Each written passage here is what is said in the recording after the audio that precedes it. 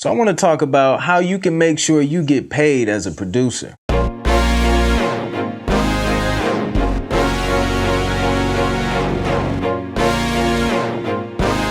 What's up, people? Welcome to the channel where we talk about music production, music licensing, and music business. If you love any of the previously mentioned, be sure to subscribe so you can stay up to date on my latest content. So by now, I'm sure all of you guys, especially producers and artists, have heard about the Jermaine Dupri interview on The Breakfast Club. And one of the points he talked about was the producer of Coco pretty much selling his beat online for like $200 and then the record going on to do like crazy numbers.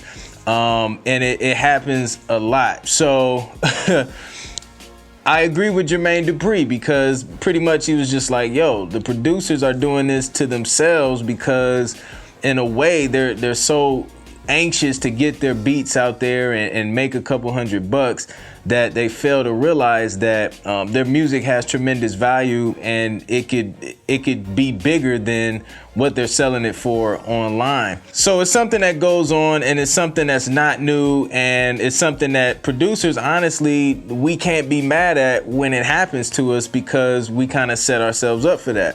So I want to talk about how you can prevent that happening to you.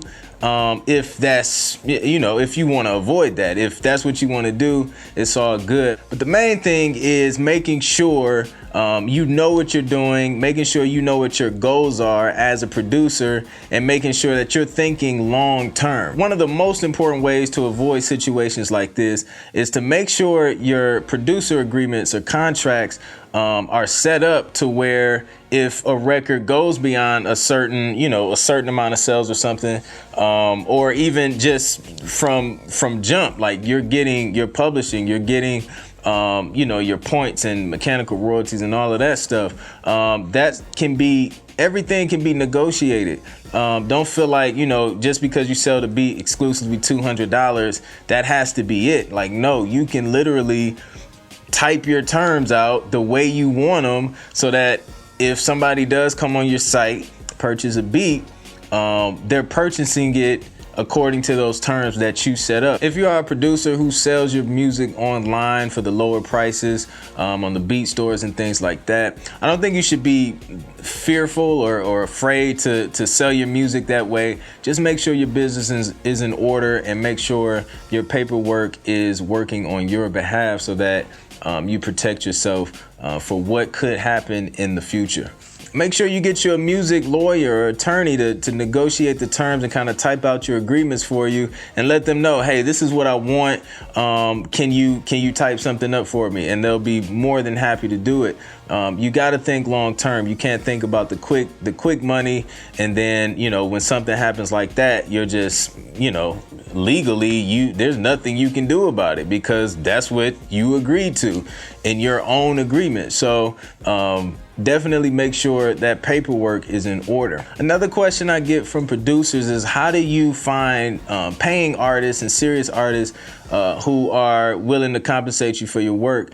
And the answer to that is simple, man. I make sure my paperwork is in order and I make sure they know what my expectations are up front before I do anything. Like literally, that has saved me a lot of headaches. And the artists that I work for, indie or major, they know what they're getting into. They know what to expect from me and vice versa.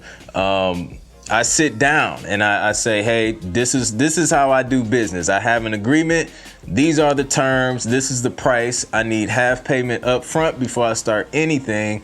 And then the other half once the track or the record or whatever is finished. And that's just how I do business. And if they're serious, they're gonna be like, okay, cool, that works. If they're not, then that's the end of that relationship. And it was not really a relationship because we just started talking at that point, but it saves me time. And I didn't go in and waste time making a bunch of music or spending time developing a whole record. And then the record gets finished and the artist's like, yeah, so I don't really want to pay you for this beat. I've never had that happen because of the way that I handle business. So we can only do, I feel like we as producers, we can only blame the non-paying artists so much that it comes a point where we have to take responsibility for our own careers and our own businesses, because that's what it is. We're running businesses, and if you're not professional and you don't handle your business accordingly, then you won't get good business. So handle your business, get your paperwork in order, set your expectations up front before you waste any time, before the artist wastes any time. Make sure everybody, both parties know, what's expected from one another. And that's how you find serious artists who are willing to invest in their work. And it's how you build valuable relationships. Pretty much in business and any business, man, you attract like what you put out. You know what I mean? So if you're unprofessional, if you don't handle business right, or if you don't do paperwork, you're going to attract those same type of people. But if you're professional, you're prompt, you got your business in order, you're going to attract people who have the same characteristics, and that's what you want. So the moral of the story is develop the habits that you want to see in other people. That's my whole spiel on the whole situation. It's 2018, so hopefully nobody's trying to get free beats this year. I believe that's been established across all the social networks and all of the earth. There will be no more free beats given to artists. Y'all gonna have to step it up, or y'all gonna have to find y'all some dope producers to build with. But don't be hitting producers up like, yo, we need to build. Clint said we need to build, so I don't got no money, so let's build. Nah.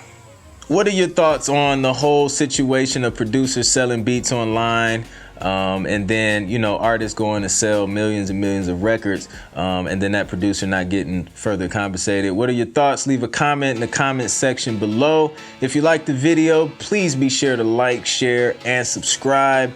And I'll catch you guys on the next one. Peace.